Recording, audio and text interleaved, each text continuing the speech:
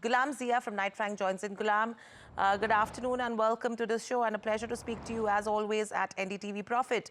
Your first reaction, how would you rate the policy, number one, and was this something on expected lines or it's just a bonanza?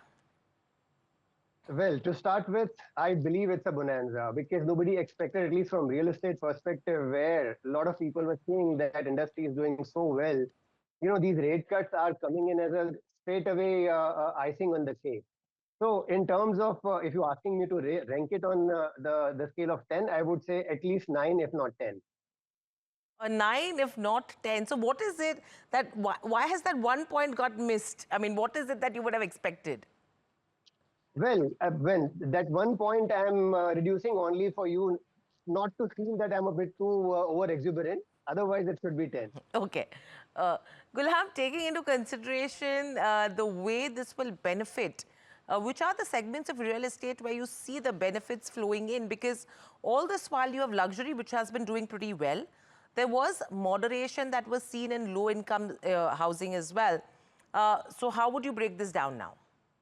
Well, you have been too kind with your words. I would say it was not a moderation, it was a recession in the lower end of the market. Wow. Practically every developer had fled the mid to low end because the upper end was doing so exceptionally well. So low-hanging fruits, better margins, every developer was in the luxury and higher than luxury market.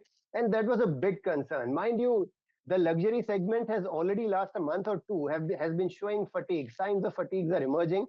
And in a situation like this, to actually draw the focus of the developers towards affordable housing, this is the best thing that could have happened. This rate cut of 50 bips and effectively 100 bips in last two stunts, the third consecutive ones, and this 100 bips rate cut is something which is going to give a huge boost to affordable housing. And let's not forget, somewhere at the end of 2024, we had the Pradhan Mantri Awas Yojana 2.0 also kicking in.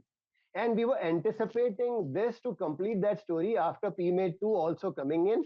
So, this is a great situation for developers to start focusing on affordable housing because that is one segment which will get a huge boost with the complete rate cut being passed on as home loan benefit to the end user. With that coming in, the affordable housing segment will get a huge boost, and that's where, because not much of a supply, no developer, that is where the scare is starting. If the demand shoots up, no supply, then the prices may go up. So it's a simple economy. Developers have to start focusing more on affordable housing today. Okay.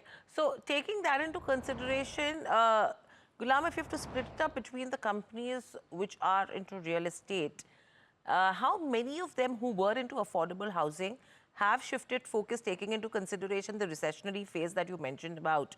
And do you think there is that availability in terms of looking at affordable housing projects? Because the cycle is not a short cycle, right? By the time you decide, you plan, it's a longish one. So how long do you think will it take for that system to regenerate itself? Well, to answer the first part, most of the listed players or known developers have already left this segment. The latest one was Mahindra's, which I read in the newspaper recently. Mahindra Lifespace also said that they want to focus on the mid to upper end. And before that, pretty much all of them have stopped delivering or focusing on affordable housing. Now coming to the second part.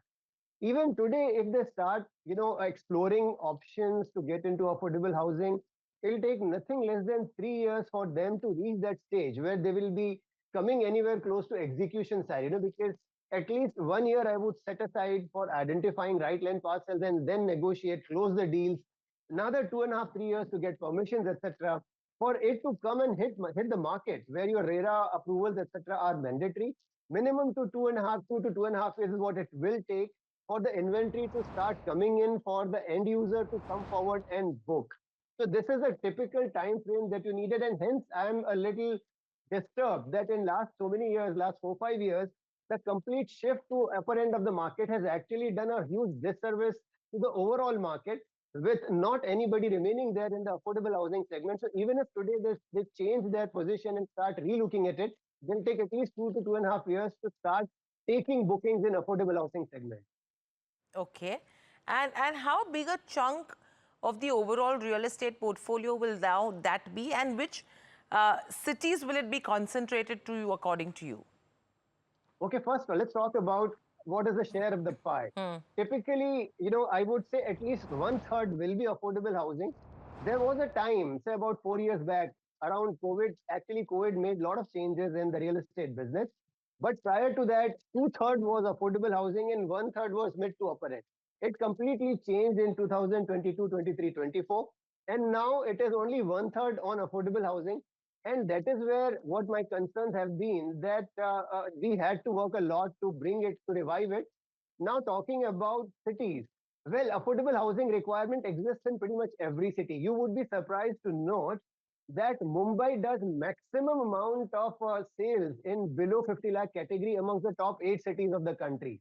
And that is, you may find it surprising, but with Mumbai infrastructure improving, lot of remote areas are connected to the city in a much better way in last 2 to 3 years, and this is where a lot of affordable housing is coming up in the satellite towns around Mumbai, and that is where we need to focus on in other cities as well. Whether you're going to NCR or Bangalore, Hyderabad, Chennai, affordable housing locations are always very clearly identified.